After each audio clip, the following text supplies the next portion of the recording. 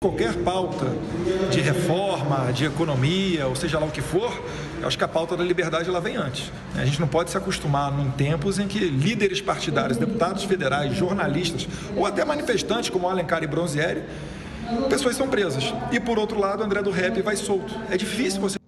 O presidente está no papel dele, ainda mais porque líderes de partidos de esquerda, ou seja, opositores do governo, como Lula, que já é candidato à presidência da República e está fazendo campanha pelo país, como Gleisi Hoffmann, presidente do PT, estão convocando a esquerda para ir tumultuar os protestos de 7 de setembro, as manifestações de 7 de setembro, em protesto contra a escalada da censura, do autoritarismo do judiciário.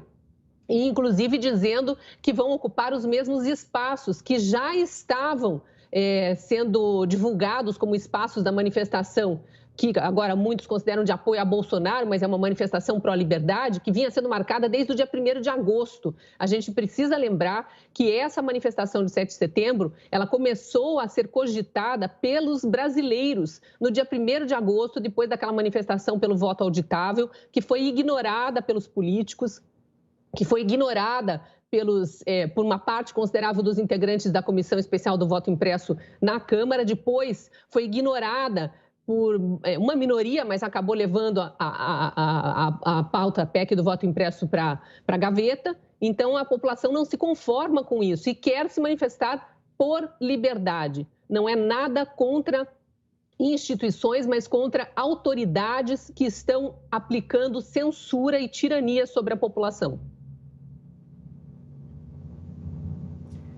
Eu tenho dúvidas quando a gente fala dessas manifestações pró-liberdade, a gente lê alguns desses convites que falam em destituição, convocando para manifestação, que falam em destituição, por exemplo, dos 11 ministros do STF. E a gente já viu vários vídeos viralizando pelas redes sociais que acabaram até resultando em mandados, em alvos de mandados de busca e apreensão, como no caso de Sérgio Reis, convocando para que as pessoas invadissem o Senado Federal e fizessem com que ministros, com que senadores aceitassem na marra, com que Rodrigo Pacheco aceitasse na marra o pedido de impeachment de Alexandre de Moraes e de outros ministros do Supremo. E dando uma olhada rápida por esses convites que circulam na internet, um deles, por exemplo, aqui na minha frente, fala em convocar as Forças Armadas para pôr ordem caso o Congresso não acate nossas exigências. Então, de que forma isso poderia se dar pela via constitucional, pela via legal? Então, é esse questionamento que fica. É óbvio que as manifestações, de uma forma geral, não podem ser criminalizadas, elas são absolutamente legítimas, um direito expresso pela Constituição. O presidente Bolsonaro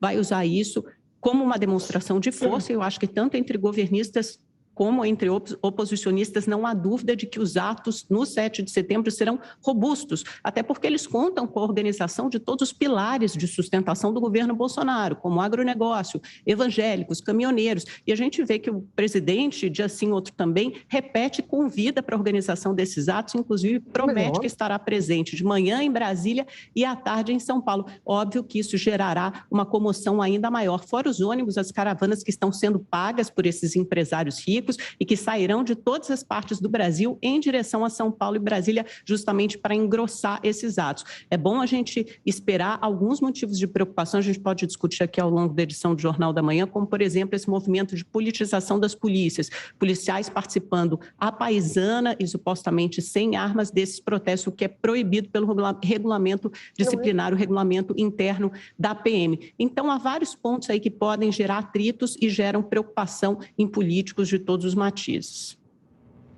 Olha, eu observei aqui com bastante atenção ambos os comentários da colega Cristina e também da Amanda, mas eu gostaria de lembrar que o povo é soberano.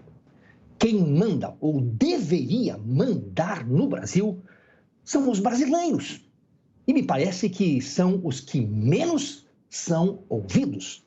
Talvez milhões e milhões de brasileiros agora indo às ruas no dia da independência, essa voz, esse timbre poderoso que vem das ruas possa ser ouvido pelo sistema surdo ou se faz de surdo por interesses financeiros, econômicos, por interesses ideológicos e, por que não, também por traição à pátria e aos valores mais fundamentais da sociedade brasileira. Olha, dia 7 de setembro, poderá ser verdadeiramente o dia não só da independência, mas também o dia da soberania brasileira, do povo brasileiro.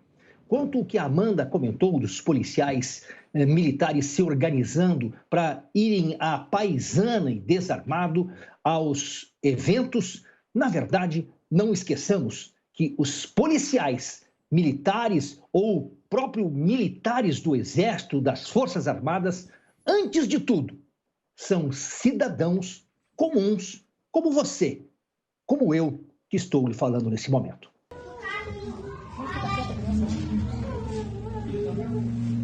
Brasil acima de tudo e Deus acima de tudo. Muito obrigado. Acabou.